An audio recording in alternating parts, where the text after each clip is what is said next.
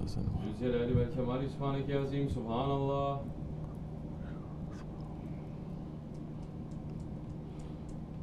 على نعمة الإسلام وشرف الإيمان دائما الحمد لله. الحمد لله.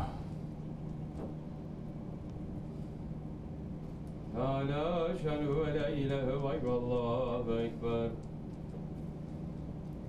الله أكبر كبيرا والحمد لله كثيرا وسبحانه وتعالى لا إله إلا الله والله وحده لا شريك له له الملك وله الحمد وهو على كل شيء قدير سبحان ربي العلي الأعلى الوهاب. لا إله إلا الله.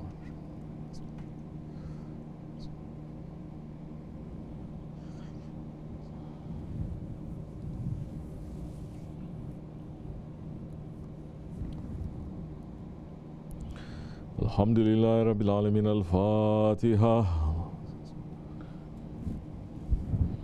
أعوذ بالله من الشيطان الرجيم بسم الله الرحمن الرحيم آمن الرسول بما أنزل إليه من ربه والمؤمنون كل آمن بالله وملائكته وكتبه ورسله لا نفرق بين أحد من الرسل وقالوا سمعنا وأطعنا غفرانك ربنا وإليك المصير.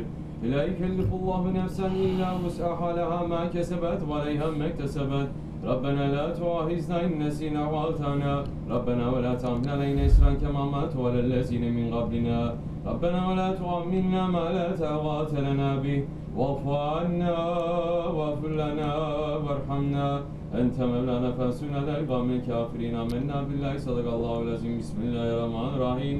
قل هو الله أحد الله الصمد لم يلد ولم يولد ولم يكن له كفوا أحد. الله أكبر. بسم الله الرحمن الرحيم. قل هو الله أحد الله الصمد لم يلد ولم يولد ولم يكن له كفوا أحد. الله أكبر. بسم الله الرحمن الرحيم. قل هو الله أحد الله الصمد لم يلد ولم يولد ولم يكن له كفوا أحد. الله أكبر. بسم الله الرحمن الرحيم. قل أعوذ برب الفلق من شر ما خلق ومن شر غاسق إذا وقب ومن شر النفاثات في العقد ومن شر حاسد إذا حسد. الله أكبر. بسم الله الرحمن الرحيم. قل أعوذ برب الناس مالك الناس إله الناس من شر وسواس الخناس الذي يوسوس في صدور الناس من الجنة والناس. الله أكبر. لا إله إلا الله لا إله إلا الله لا إله إلا الله لا إله إلا الله لا إله إلا الله لا إله إلا الله لا إله إلا الله لا إله إلا الله لا إله إلا الله. لا إله إلا الله سيدنا مولانا محمد رسول الله صلى الله عليه وآله وسلم. اللهم صل على محمد وعلى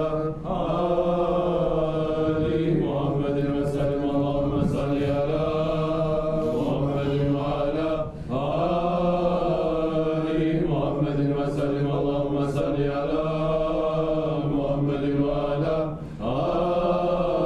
آل محمد وسلم. اللهم صل على محمد وعلى آل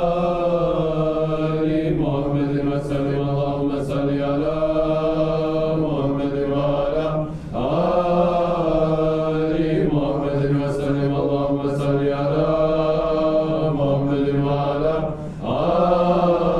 آل محمد وسلم. اللهم صل على محمد وعلى آل محمد وسلم. اللهم صل على محمد وعلى آل محمد وسلم. اللهم صل على محمد وعلى آل محمد وسلم. اللهم صل على محمد وعلى آل محمد وسلم.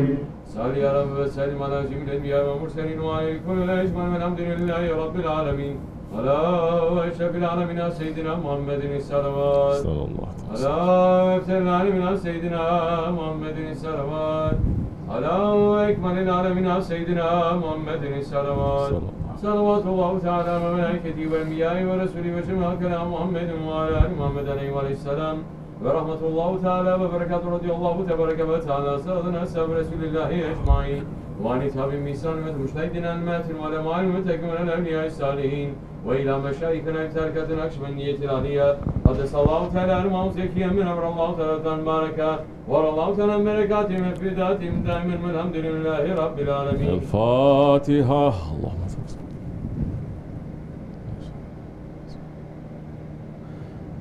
فاتحة.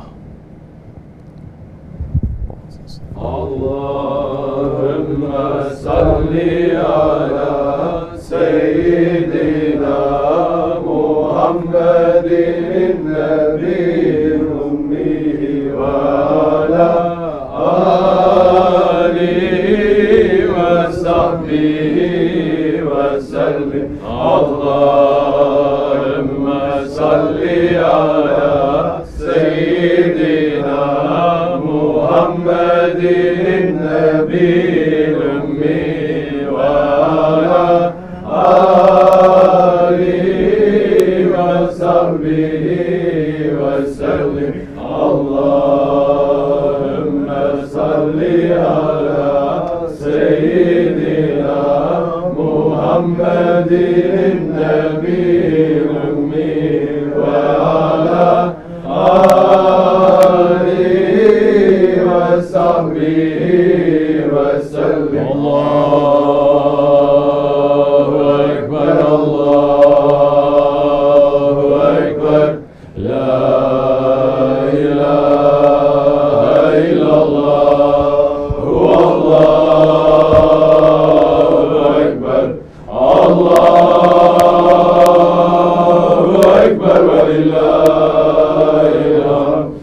الله أكبر الله أكبر لا إله إلا الله هو الله أكبر الله أكبر ولله الحمد. الله أكبر الله أكبر لا إله إلا الله هو الله أكبر الله أكبر ولله الحمد. آمين. إلى شرف المصطفى رسول الله صلى الله عليه وسلم. الفاتحة. اللهم صل. Biz Osmanlıyız. Biz Osmanlıyız. Bekşanlıyız. Bekşanlıyız. Tekbir. Allahu Ekber. Tekbir. Allahu Ekber. Tekbir. Allahu Ekber. Walillahilhamd. Assalamu alaikum. Juma Mubarak, inshallah. May this Juma be blessed for us. May this week, may this month, inshallah. May our lives be blessed because of this Juma. May Allah grant more protection to us, to the believers, and wake up those ones who are drunk. And wake up those ones who are tyrants. Assalamu alaikum. Feel free. If there's something you want to say, say. Say something that is going to give benefit to you and to others, or else keep silent, inshallah rahman. If you have any questions, ask. If you want to speak, speak. If you want to be silent, silent. If you want to speak behind us, that is also something that people do. We cannot stop every tongue. And we're not forcing anyone, but we don't own this way, we don't own ourselves. We have a master, and our master may not like what is being done. May Allah forgive us, inshallah. Assalamu alaikum. Feel free, sit.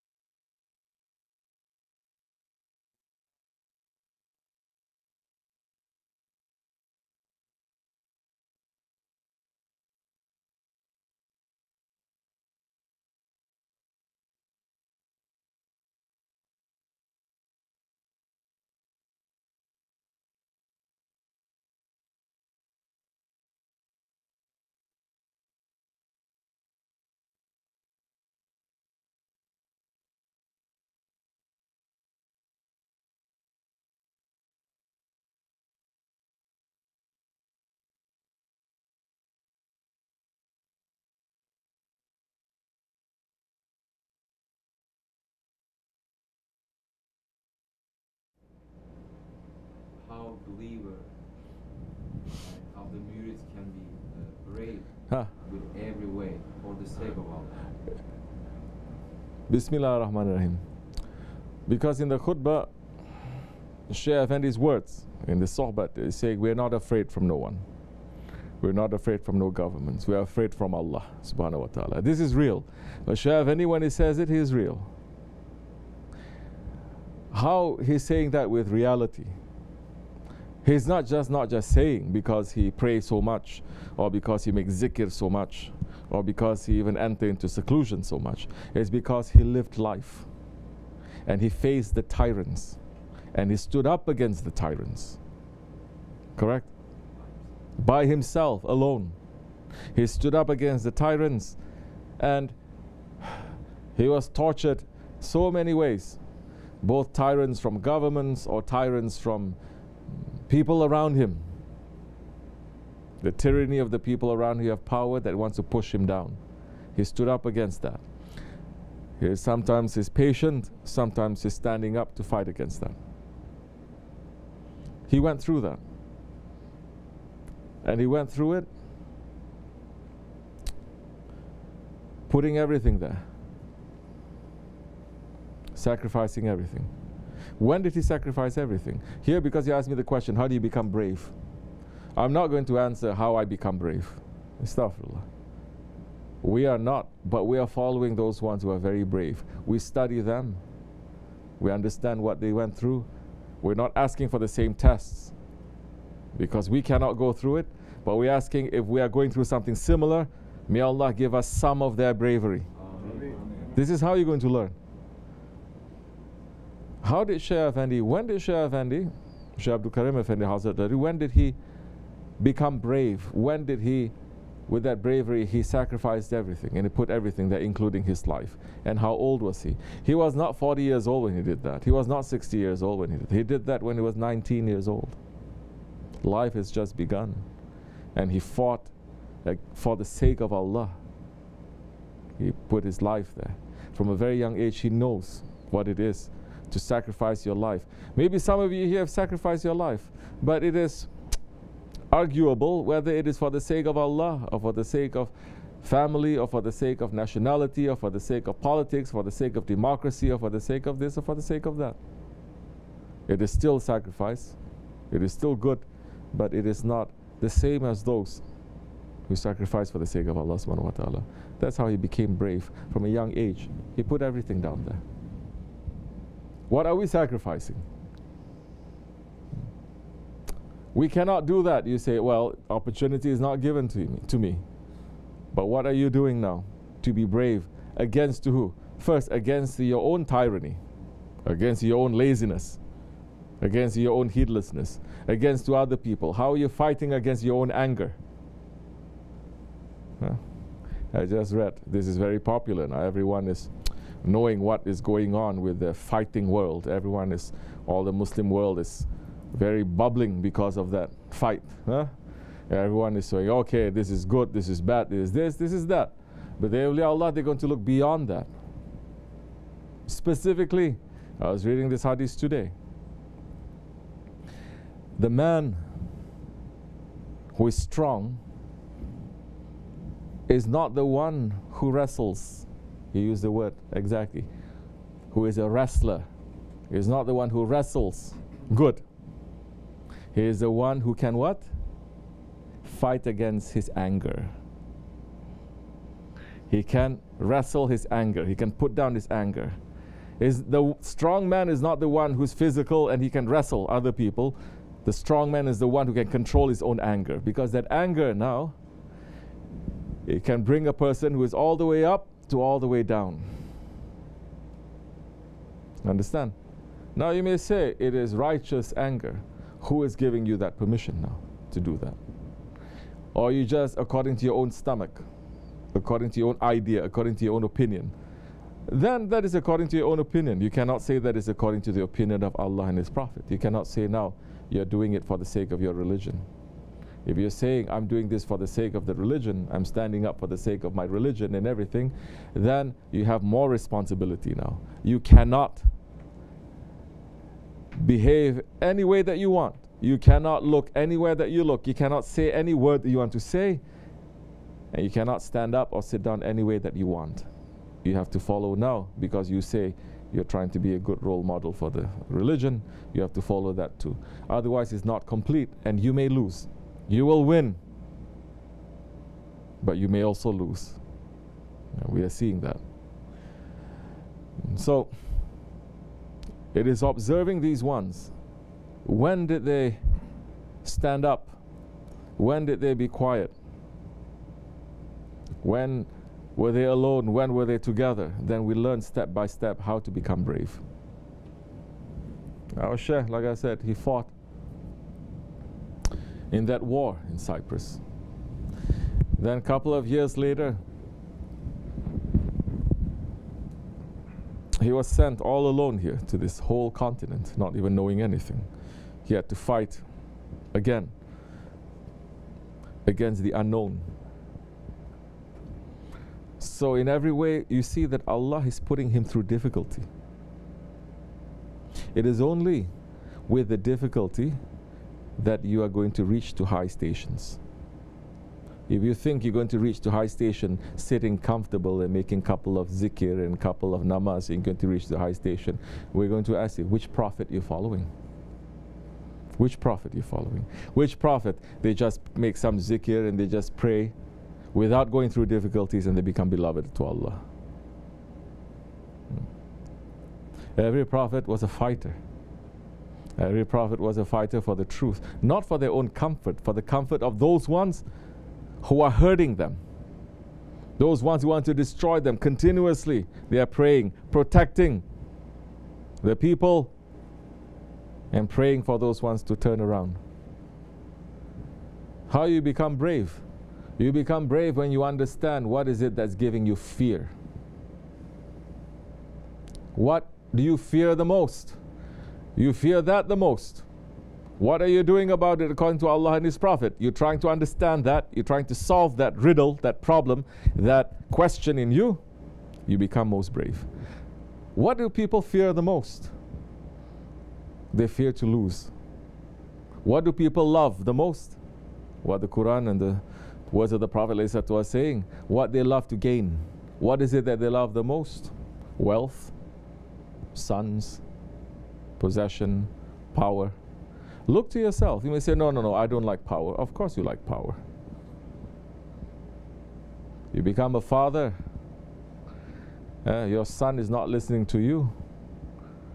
You're listening to someone else, you get very upset. You like the wealth. Who doesn't like the wealth? You feel pulled to it. You say, no, I don't like today's people. They play around with words. I don't like wealth. I just want to be comfortable. You want to be comfortable? Then you're going to be comfortable the way to the Prophet. The way that the Prophet ﷺ is comfortable. Do you want to be tested with that? Oh. The Prophet ﷺ, one day he eats, one day he doesn't eat.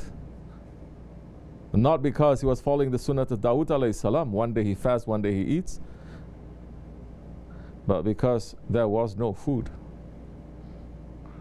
The difficulties that he went through. Now, that makes a man, when he's facing those difficulties, to become strong. When a man is strong, he's brave. Because he understands where his weakness is. Where is his weakness? Some people say, my weakness is that for my possessions, for my title, for my house, for my children, that is my weakness. Then understand that whatever that you own there, Allah is giving it to you. It is not yours. And Allah can take it away from you. That is the reality. It is not yours. Give everything to His own owner. Don't claim it. Then once you are separating yourself from these things, then you are not making these things to weaken you, because you understand them. You love them, you take care of them, but not the same attachment you're going to have for them. Then that time, nobody can threaten you with that. You understand? Now we look at our Shaykh now. How did he become brave? He stood up. He left everything. There was no family, wealth, this, that. We see his whole life. He left everything. He left everything and he came here. He got everything. He left everything again. Everything was given to him again. He left it again. He became millionaire so many times and he lost it so many times. He has families so many times and the family is all not with him so many times. Correct. He is with Jamaat so many times and Jamaats leave him also. They betray him so many times. Now that when you're going through it, then you understand, oh, this world, it is a lying world. Yalan dunya. This world, it comes and it goes. Don't take these things too seriously. Then that time, you become very brave because no one can take it away from you because you don't own anything.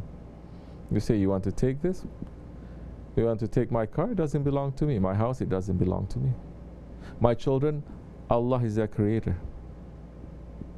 This is not so easy.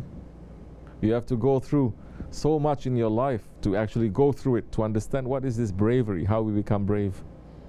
Because a man may be brave for himself, but what he loves is his weakness. Correct? His weakness is what he loves. Because he's putting his heart there. If you can love without putting your heart there, they are not a weakness to you. They become a source of strength for you. As that ayat, Allah subhanahu wa ta'ala is saying, Surah Al-Baqarah, no? There are those that they're putting up partners to Allah. They love them more than they love Allah. But those ones who love Allah the most, they are the best. So we want to love Allah the most. Allah is giving us already so much. We should not forget that. That way we can be brave. Understand? Because we are with those ones, holding on to them, and their braveness will rub off on us. Because you understand how weak you are, you will ask for that strength. If you understand how much of a weak, how much of a coward we are, and we ask Allah to say, Ya Rabbi, give me, make me to be those ones who are brave, Allah will surround you with the brave ones. Slowly you will get their perfume, you will get their color, you will learn how to be as well. This is the only way. You can read thousands of books, you will never have that same kind of transmission of knowledge. Because the knowledge is not just words, ink on a paper. Ink on paper is not knowledge. You understand? The knowledge is the spirit, the heart that is pouring into another heart. Inshallah. We're asking, may our hearts always be open to our share. Assalamu alaikum wa rahmatullah. Any other questions we have?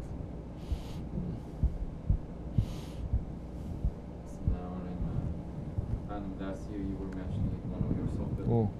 but I want other people to benefit and also open it up more for us. Why Allah subhanahu wa ta'ala put the month of Safar right before this beloved month, most beloved month, right before that?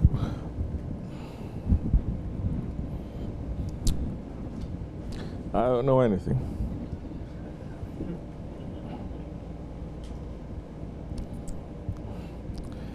Month of punishment before the month of mercy. Why, you want to be the opposite? Isn't it better? Imagine if we had mercy and then punishment. Oh, Allah showing, it's an open sign there. Because in reality a punishment is also a mercy. And the end of a punishment is mercy. What is the hellfire? It is a place for us to get cleaned up. Something that is dirty, you act on it quickly, you can just take a rag and you can finish it, clean it up. You leave it there for a little bit, you need to have hot water and soap, now a little bit harder. If it's stained there, oh, then that time you have to put the bleach, something hard. If it becomes rusty, you cannot use water, you cannot use bleach even. If it's a rust, now you have to what? You don't cut anymore, they use razor. It purifies and it seals. So it's cooked, ready. It's a problem if you don't have the fire now. So it has a use now. So if we are not cleaning ourselves, especially we make it a little bit dirty, we don't clean ourselves, we don't say astaghfirullah every day, pretty soon that stain will stay, and it's going to take a longer time for us to get rid of that. Then you need more. You're still not cleaning it up, they become so hard like that, then that time the smack may reach to you. But that smack also is not to punish you. That smack is to clean up that dirt so that you become clean again. That hellfire, it is to clean us up. But those ones that while they're living on the face of this earth, they're understanding and fearing from their Lord, and they're trying to clean up every single day. They dirty themselves today, they say astaghfirullah, Ya Rabbi, astaghfirullah, astaghfirullah. They're cleaning themselves up every day. And that time, it is very easy to pass to the other side clean, because we've done all the initial cleaning. You're not doing that. It's piling. And then in the grave is going to be a problem. Judgment Day is going to be a problem. Beyond Judgment Day, it is going to be a disaster. May Allah forgive us and not make us to go through that, inshallah. So this is our book. This is our book that we have to read. This is our book that we have to say, astaghfirullah, I did this, Ya Rabbi, cancel this out. Ya Rabbi, I did this good for your sake. Please put this in. We are busy with our book, busy with taking accounting. Every day. This is what the 5 daily prayers is supposed to be. Not just going up and down like a robot. That's why the Prophet says 1 hour of meditation, it is better than 70 years of worship. Meditation meaning you sit and you understand, what did I do? Where did I go? What did I say? Why did I say it? Is this right or is this wrong? I said this word. I did this, astaghfirullah. I ask for your forgiveness. Now I must run to do something good. You are judging yourself. You are tallying yourself. You're taking accounting of yourself. You're remembering death. Beyond everything you say, angel of death comes, knocks me out here, takes the soul out. What will go through my mind? You pass through a certain age, everyone has gone through at least feeling a little bit of the wings of the angel of death on you, no?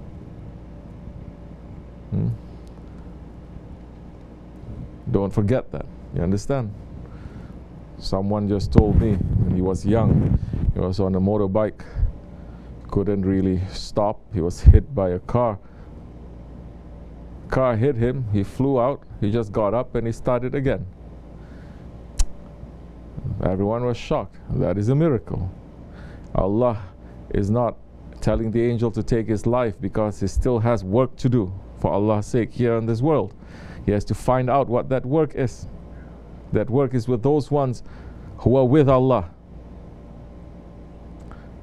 But you have gone through that, remember that. Remember that. Because then you're going to understand what is real and what is not. What is worth worrying about and what is not worth worrying about. Then if you are seized with that panic, if the angel of death is coming to you, you say, oh, I cannot even think about Allah or the Prophet, or I cannot understand, oh, take lesson from that. Yes, that also happens. That also happens. So, step by step, we must learn how to die before we die. If we don't learn how to die before we die, they will teach us, they will force us to die. Then it's going to be very painful for us. And so, the end is mercy. After everything that has happened, the end is always mercy.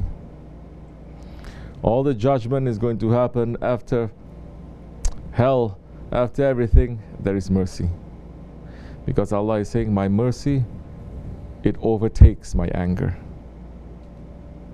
And so, we are looking forward to that month. Because to be careful in this month of curses will bring us already under the domes of mercy. Don't run around where the curses they are raining down, to be around people that the curses is coming there. When you start doing that, you're already in mercy. You're already in protection. And that time, when the month of the Holy Prophet ﷺ arrives, you understand what is that source of mercy. What is it that is making us to run to mercy? It's because we are part of his nation, ﷺ. It's another big subject. I don't want to talk too much about the Holy Prophet ﷺ. Later we may speak, inshallah, because if we are not living his lifestyle, if we're not carrying his sunnah properly, if we're not going through or tasting what he went through, we have no right to talk about him too much. We have no right even to be too busy with his greatness. His greatness is undeniable. But we cannot be too busy with that. We should be busy with how far away we are from him and how closer we have to get. That time we may speak from somewhere that is real, instead of just speaking from books. May Allah forgive me, inshallah. Al-Fatiha. Ameen. Assalamu alaikum wa rahmatullah. This much is enough.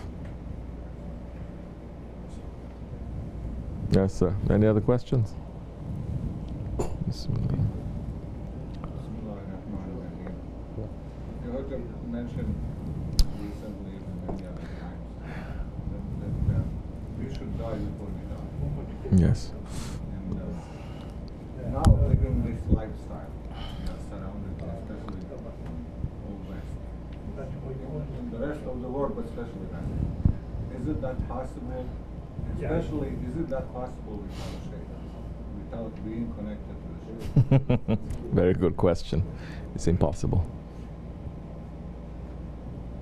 Are there special ones out there? Yes, we're not going to touch those ones. There are always exceptions. But generally, and those exceptions, they are not inside the dunya. They're never tricked by the dunya. But is it possible now, without a shaykh now, to find your way to safety? I'm saying, Inshallah Rahman. Good luck to you. But Abu Yazir Bistami said, not for this Ahir Zaman times. He was living in a time where there was Khalifa. He was not living in a time when there was haram. He was living in a time when people were believers all around him, and they were praying 5 times a day, doing everything properly. Yet he says, the one who has no shaykh, his shaykh is shaitan. Sultan al-Arifin, he's saying that. So now, a shaykh is a guide. Most people, they are guided by their nafs. They're guided by their limited experience. They're guided by other people's experience. They're guided by the media. They're guided by television. They're guided by songs. They're guided by poems. They're guided by their parents. They're guided by everything. But very few, they say, we want a purity of guidance. Everyone is teaching us something. Yes, we may take from everyone, but our guide that is going to bring from here to hereafter, it has to be that one who is an inheritor of the Prophet. That one who is a waris. You're not going to take advice on how to cook from a gardener. You're not going to ask advice, if you're a doctor, how to perform surgery from a butcher. You understand? You have to take guidance from proper sources. Now, when it's about living through this life, journeying through this life to the next life, you cannot take guidance from scholars. You cannot take guidance from your parents. Because now we're talking about a journey from this life to the next life. Prophets were sent to teach us how to do this. And he had inheritors. That is still, you take from these inheritors, they'll teach you how to negotiate this life so that you journey this life properly and you enter into the next life properly. Don't also think that now you're holding on to your share, your life is going to be Jannat, your life is going to be so easy. Look at the lives of the Sahabis, the companions. Their lives turned to paradise once they took Shahadat. No, their lives turned to hell. Correct? But it is for this life. They are in paradise surrounded by fire. They are surrounded by fire, but they're in paradise. That fire now, that suffering now doesn't mean anything to them anymore. They become much stronger. They are purified by it. And Allah is saying, you think you're going to go to the station, to the paradises that they have gone through without going through their tests? Without going through their tests? He says, impossible. So, some they're entering, everything is okay. Some normal, some they turn upside down. You have to have proper understanding now to see why this is happening, the reason, and what is my role here in doing it. We're not asking for people's lives to turn upside down, never. I'm never opening my hands and say, test this one, curse this one. Nowadays they say, oh, I curse you and you curse here. Murids cursing each other. That is forbidden.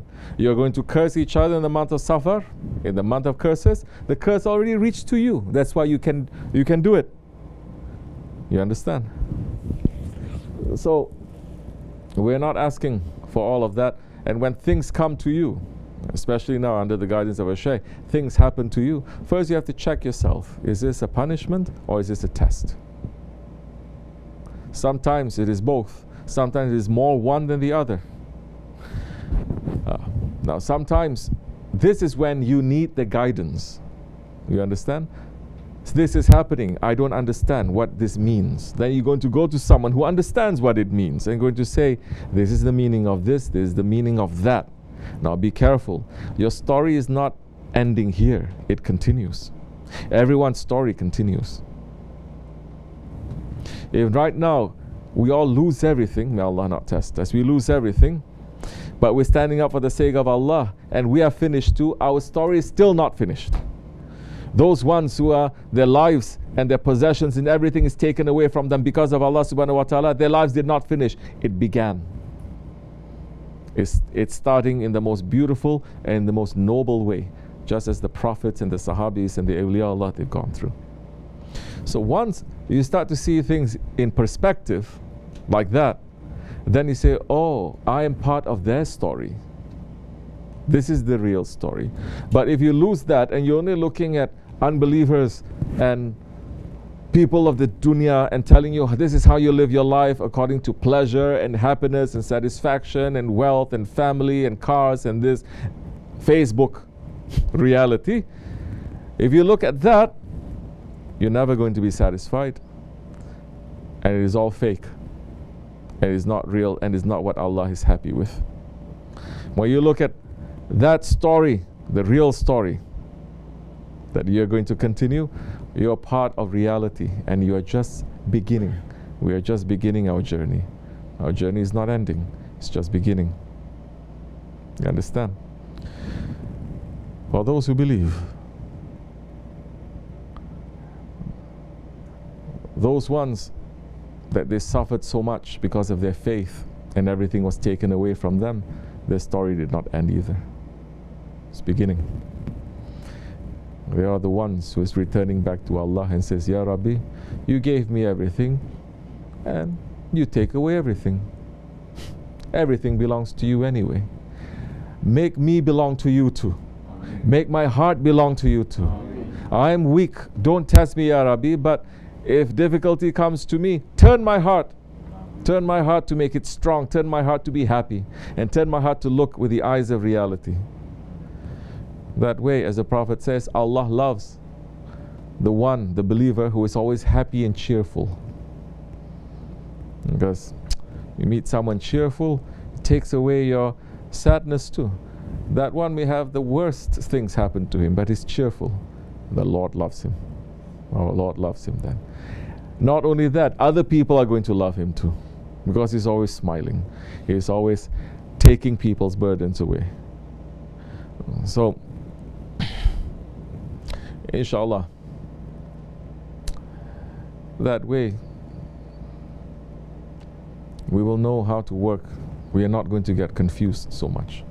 We're not going to get confused at all. Worse things can happen to us now. We say, we know, we understand. You understand? Even if we have nothing, we have very little, and we're suffering, we're not in confusion. The one who is in confusion, he can have everything, but he's enjoying nothing. Enjoying nothing. And he's fearing from everything.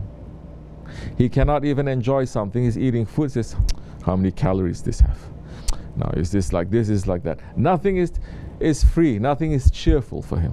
Nothing he can find satisfaction. That's why the prophets, they like to be around who? Around the orphans. The children, they're always happy. They're happy with very little. They're around poor people, they're happy. Around rich people, they're never happy. They're always jealous from each other, envious from each other, showing off from each other. Their hearts are very tight now. In this way, in the way of tasawwuf, we say we are fakir. You understand what is that meaning? That means that we own nothing. Even our prayers is nothing. Even our worship, it is nothing. And we are happy. Because everything belongs to Allah now. Our Shaykh went through that, not just with words, with everything, with his life, with his property, with his families, with his jamaat. He built something. Everything was his Lord. And don't think that our Lord was easy on. Our Lord was testing him very hard. He came with nothing, he built something up. He opened a business, he earned millions. He lost millions. He worked for the United Nations.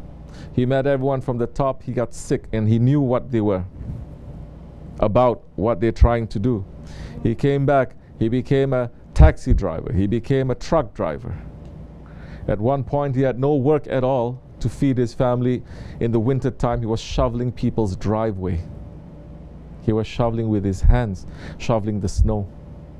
And that one was being so tyrant to him. He was doing everything nicely and perfectly, and that one was insulting him and saying, threatening, I'm not going to give you any money now. He did everything, breaking his back, doing everything. And that time, Shaykh Effendi said, I went to sajda. And he says, the heart of the man, he's saying. He's not putting himself up so high to say, I'm so brave, and he said, no, the heart of a man. I say, and I pray to my Lord and says, Ya Rabbi, what is it that I've done in my life that is so bad that I'm being treated like this? And he heard a distinct voice coming to him. Because he is a saint, he was born a saint, and he comes from a lineage of saints. He knows his Lord and his Lord knows him. They have a private conversation together. He went to sajda on the snow, and the voice said to him, if you want, we will turn every snowflake that you see, everything on this ground, into diamonds for you to take. He lifted his head, and it was falling from his forehead. Those snow, that ice was turning into diamonds. He picked it up and he looked. And Allah is saying, if you want, we'll turn everything into diamonds for you. If you want that. If money is what you are asking. Immediately our Shaykh went back into sujood on the ice. Astaghfirullah, Ya Rabbi, astaghfirullah, astaghfirullah, astaghfirullah. I want nothing. They are tested. What are we going through? You understand? Which means things that we are going through now, difficulties, we must look with those eyes now to say what they went through, what I'm going through now cannot really compare. It's nothing. I should not complain so much. I should not feel so much pain. I should have more remembrance. I should have more shukr. That sets us correctly also. Otherwise, with one small thing that happens to us, is going to be a tragedy. One word somebody says to us will destroy our mental health. Somebody just, we are not that weak, we are strong, inshallah. May Allah give us more strength. Yes, we are weak, and we're asking Allah for more strength, the strength of His strong ones, inshallah.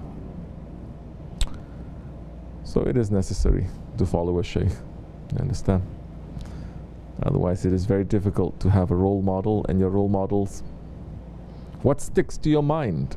A person, his life, his lifestyle. What sticks to it? The more real the person is, the more he has an impact on you. We read about the awliyaullah, but we see movies, we read books, we see things on the television, we see things on Facebook. These things have an impact on us every day. And the agenda is always the dunya. It has an impact on us every day. No matter how much Quran you're going to read, it is not the same. That's why a living guide, it is important for you. It's important for us.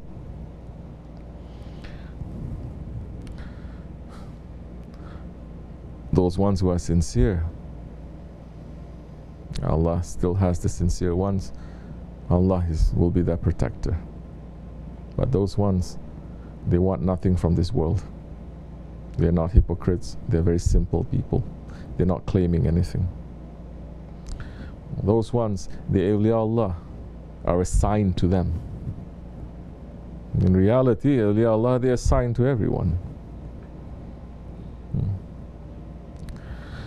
The whole world, all the Muslims belong to one saint or another saint, another sheikh or this sheikh. In reality, even the unbelievers, there are saints that are over them. You understand? Can anyone in this world now, anywhere in this world now, say, I'm a free man, I'm a free person, I'm not under any authority? Impossible. Impossible. Whether you like or you don't like, you are under a head. You're under a king or a president or a tyrant or a this or a that, correct? You think in the real spiritual world is not like that. What this world is a mirror of what it is over there. So man can run around saying, I don't have a Lord, I don't have a God, I don't believe, I'm free. No, you're not.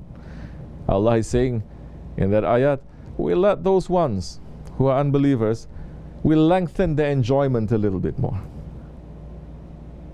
We lengthen their enjoyment a little bit more. And Allah is warning, saying, don't you see how many cities we have destroyed? Now, this is to wake us up, inshallah. And we are lucky if we have one. Hold on. May Allah forgive me, inshallah. Al-Fatiha. All right. Assalamu alaikum. Now, what time is it now? 3 o'clock. 3:05. Okay.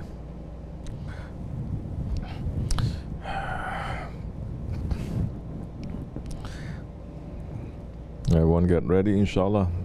We are going to be in Haji Mehmet's